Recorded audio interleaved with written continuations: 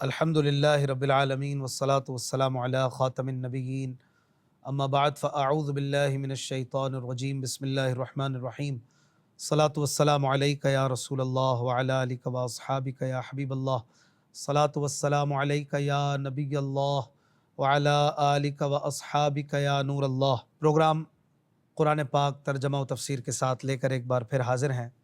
الحمدللہ سورہ اعراف جاری ہے اور آیت نمبر 137 تک ہم نے پڑھ اور سن لیا ہے۔ اللہ پاک قرآن پر عمل پیرا ہونے کی توفیق عطا فرمائے۔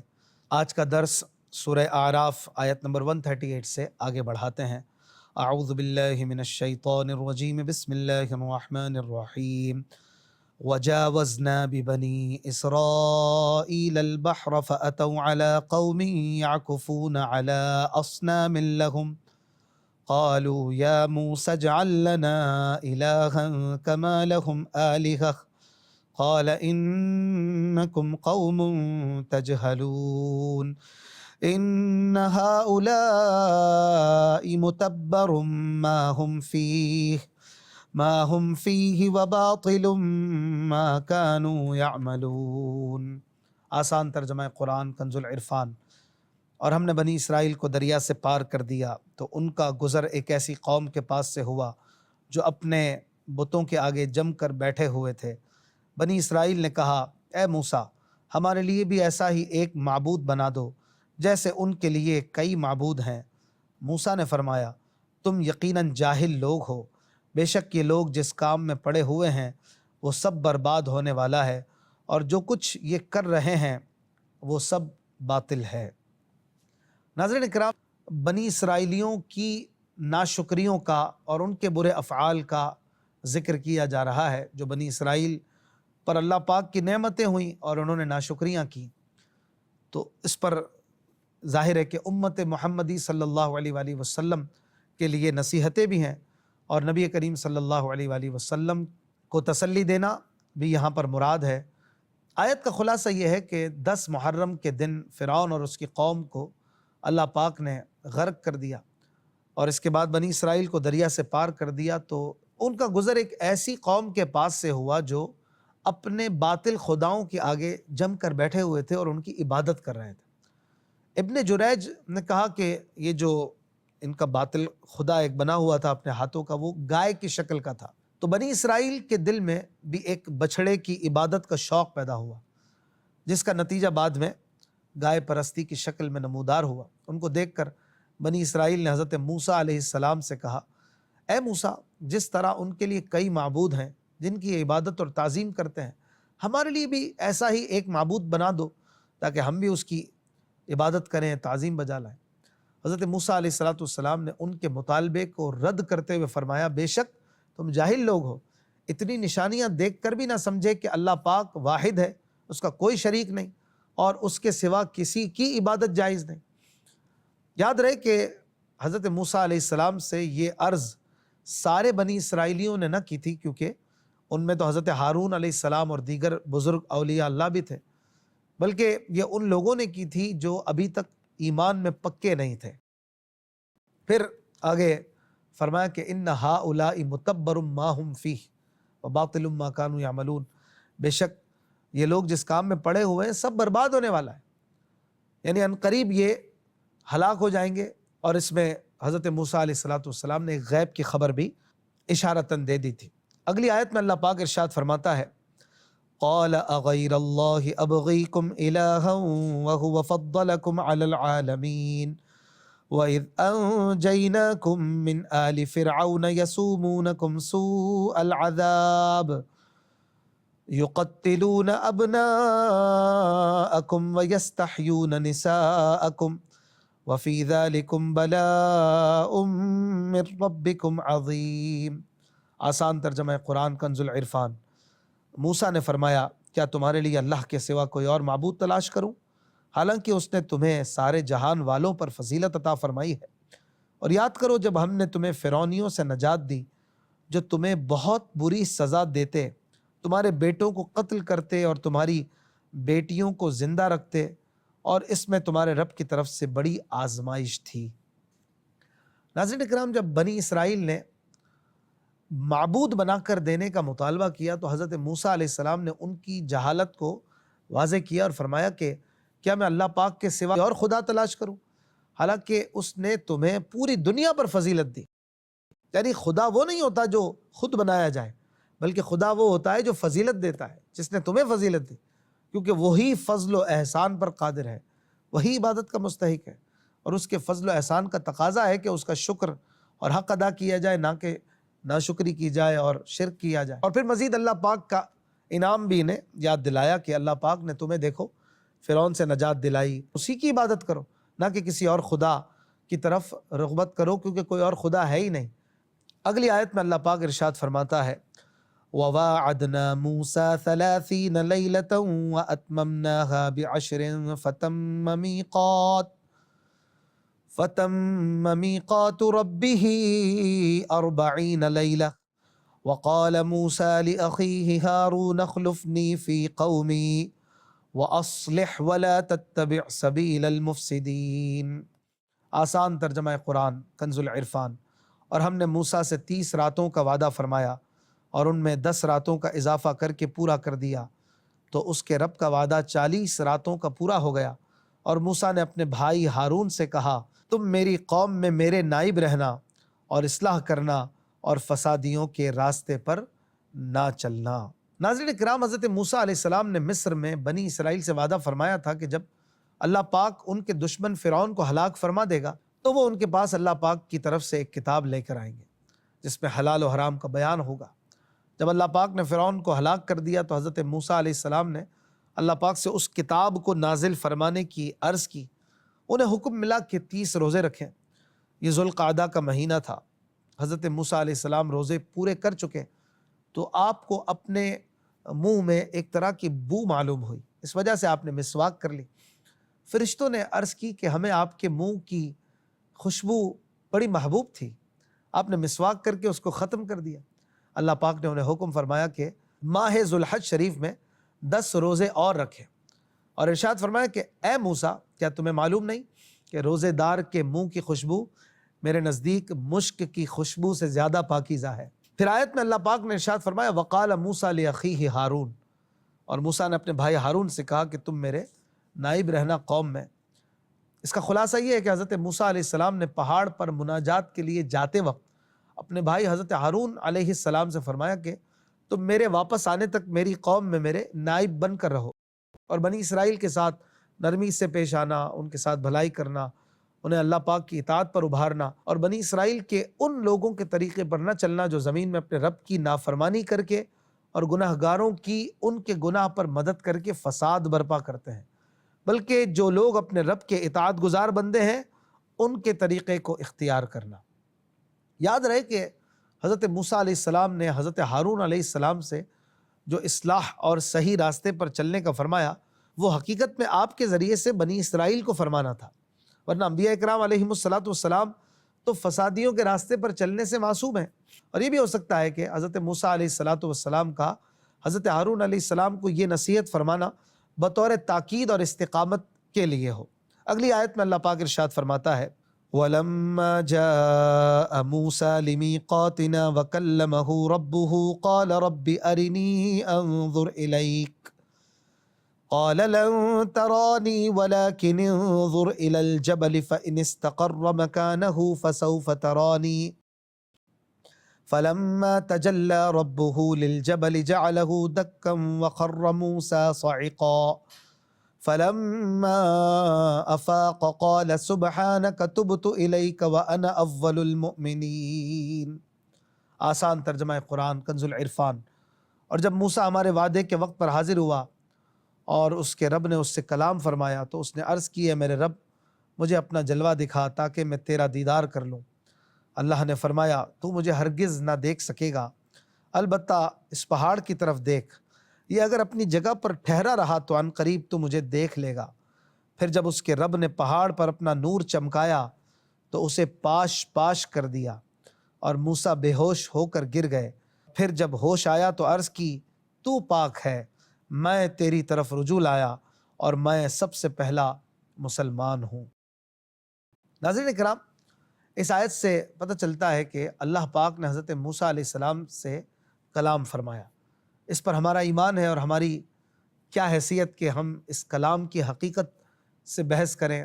کتابوں میں مذکور ہے کہ جب حضرت موسیٰ علیہ السلام کلام سننے کے لیے حاضر ہوئے تو آپ نے طہارت کی اور پاکیزہ لباس پہنا اور روزہ رکھ کر طور سینا میں حاضر ہوئے۔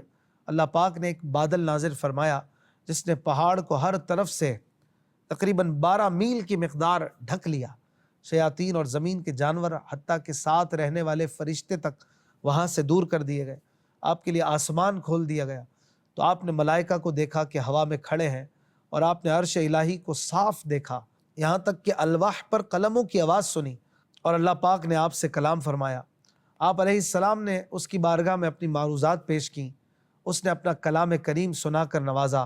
حضرت جبریل علیہ السلام آپ کے ساتھ تھے، لیکن اللہ پاک نے حضرت موسیٰ علیہ السلام سے جو کچھ فرمایا وہ انہوں نے کچھ نہ سنا۔ حضرت موسیٰ علیہ السلام کو کلام ربانی کی لذت نے اس کے دیدار کا آرزو مند بنایا۔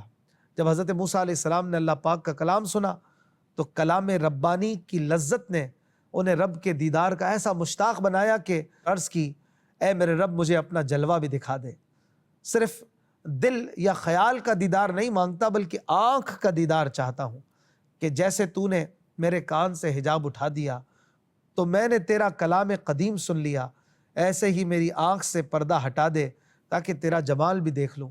اللہ پاک نے ان سے ارشاد فرمایا، تم دنیا میں میرا دیدار کرنے کی طاقت نہیں رکھتے۔ اس آیت سے یہ ثابت نہیں ہوتا کہ اللہ پاک کا دیدار ممکن نہیں، بلکہ اسی آیت میں اللہ پاک کا دیدار ممکن ہونے پر کئی دلائل ہیں۔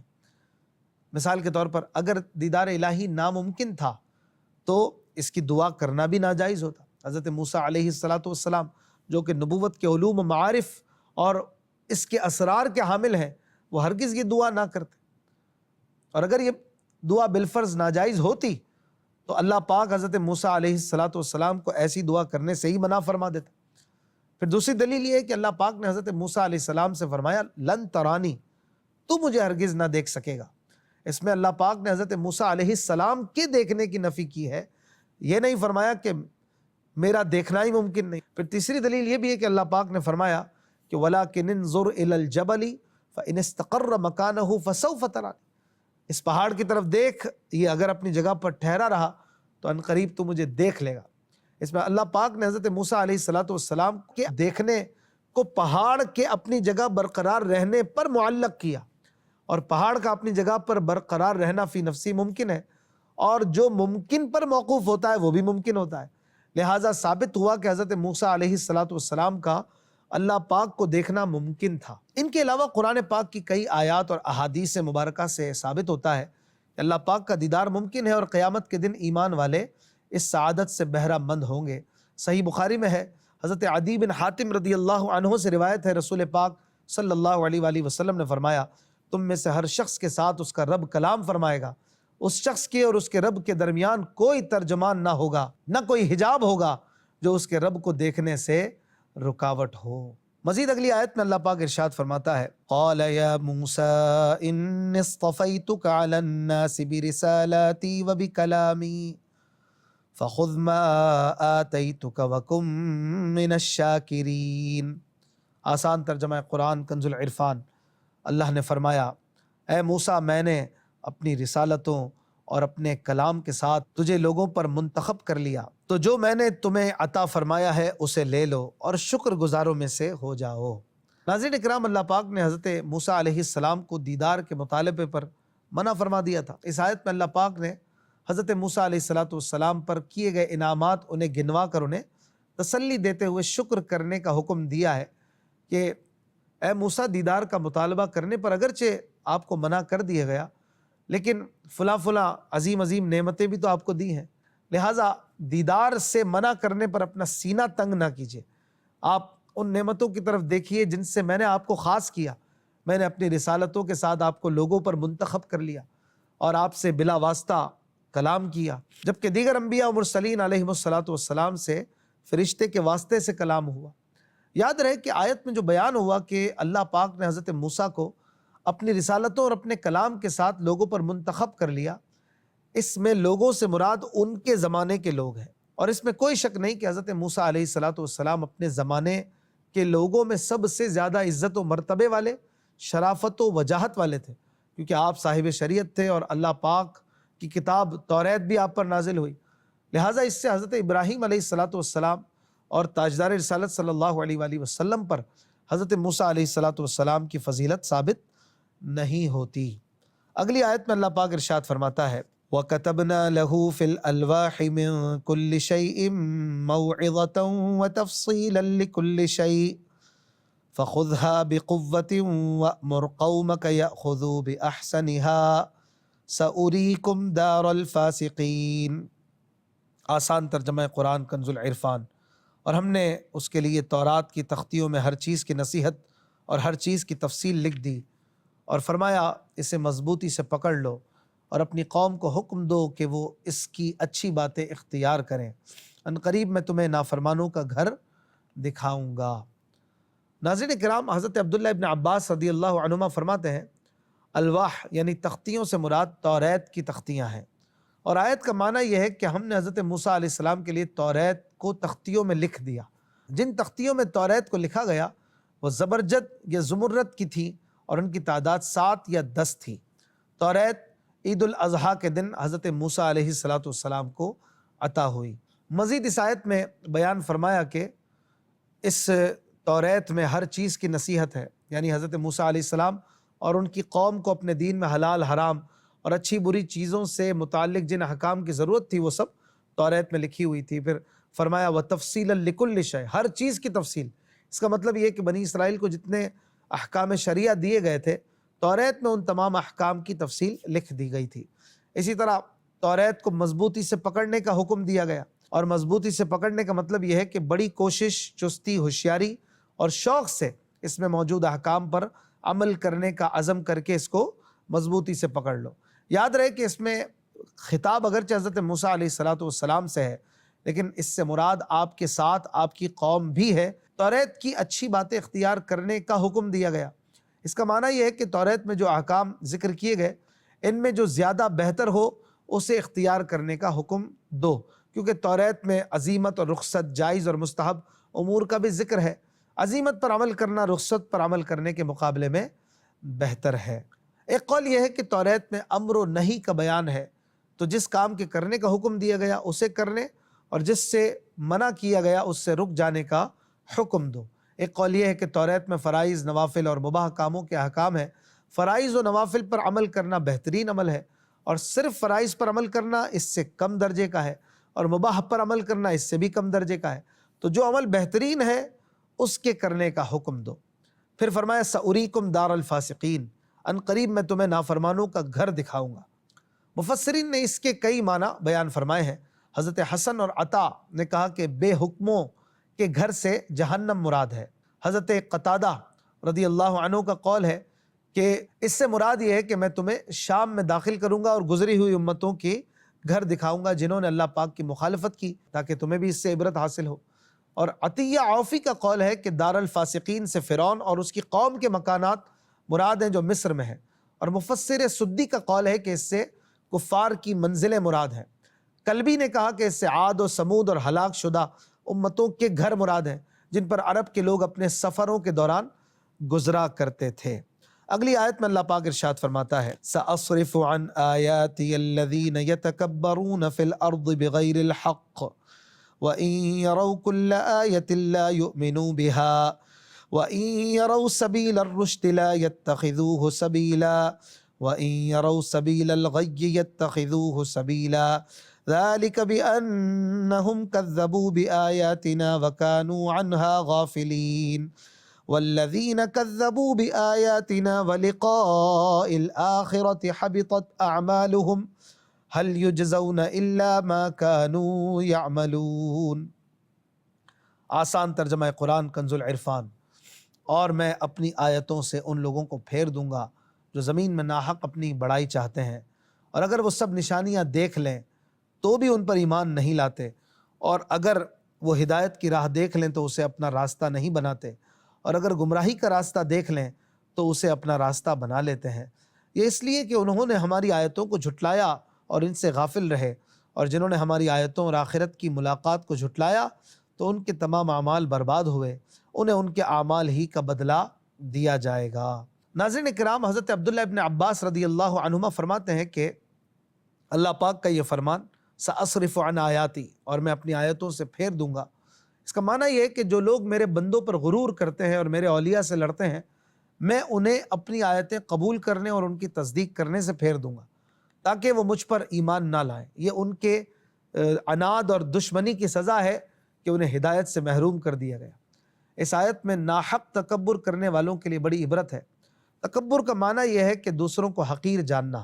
حضرت عبداللہ ابن مسعود رضی اللہ عنہ سے روایت ہے، رسول اکرم صلی اللہ علیہ وآلہ وسلم نے فرمایا الکبر بطر الحق وغمط الناس، تکبر حق کی مخالفت اور لوگوں کو حقیر جاننے کا نام ہے۔ امام محمد غزالی رحمۃ اللہ علیہ فرماتے ہیں تکبر کی 3 قسمیں ہیں۔ نمبر 1، وہ تکبر جو اللہ پاک کے مقابلے میں ہو، جیسے ابلیس، نمرود اور فرعون کا تکبر، یا ایسے لوگوں کا تکبر جو خدائی کا دعویٰ کرتے ہیں اور اللہ پاک کے بندوں سے نفرت کے طور پر منہ پھیرتے ہیں۔ دوسری قسم ہے وہ تکبر جو اللہ کے رسول کے مقابلے میں ہو، جس طرح کفار مکہ نے کیا اور کہا کہ ہم آپ جیسے بشر کی اطاعت نہیں کریں گے، ہماری ہدایت کے لیے اللہ پاک نے کوئی فرشتہ یا سردار کیوں نہیں بھیجا، آپ تو ایک یتیم شخص ہیں معاذ اللہ۔ تیسری قسم وہ تکبر جو عام انسانوں پر کیا جائے، انہیں حقارت سے دیکھا جائے، حق کو نہ مانا جائے اور خود کو بہتر اور بڑا جانا جائے، یہ تکبر کی تیسری قسم ہے۔ اللہ پاک اور اس کے رسول کی جناب میں تکبر کرنا کفر ہے، جبکہ عام بندوں پر تکبر کرنا کفر نہیں، لیکن اس کا گناہ بھی بہت بڑا ہے۔ اس آیت میں ناحق تکبر کا ثمرہ اور تکبر کرنے والوں کا جو انجام بیان ہوا کہ ناحق تکبر کرنے والے اگر ساری نشانیاں دیکھ لیں تو بھی وہ ایمان نہیں لاتے، اور اگر وہ ہدایت کی راہ دیکھ لیں تو وہ اسے اپنا راستہ نہیں بناتے، اور اگر گمراہی کا راستہ دیکھ لیں تو اسے اپنا راستہ بنا لیتے ہیں۔ اس سے پتہ چلتا ہے کہ غرور وہ آگ ہے جو دل کی تمام صلاحیتوں کو جلا کر برباد کر دیتی ہے، خصوصاً جب کہ اللہ پاک کے مقبولوں کے مقابلے میں تکبر ہو۔ اللہ کی پناہ، قرآن و حدیث سے ہر کوئی ہدایت نہیں لے سکتا۔ اللہ پاک ارشاد فرماتا ہے یضل بہ کثیرا ویہدی بہ کثیرا، اللہ بہت سے لوگوں کو اس کے ذریعے گمراہ کرتا ہے اور بہت سے لوگوں کو ہدایت دیتا ہے۔ تکبر ہی نے ابلیس کے دل میں حسد کی آگ بھڑکائی اور ساری عبادتیں اس کی برباد ہو کے رہ گئی۔ اللہ پاک ہمیں تکبر سے محفوظ رکھے۔ زندگی رہی تو انشاءاللہ اگلے پروگرام میں ملاقات ہوگی۔ اپنا خیال رکھیے گا۔ صلو علی الحبیب صلی اللہ علی محمد صلی اللہ علیہ وسلم۔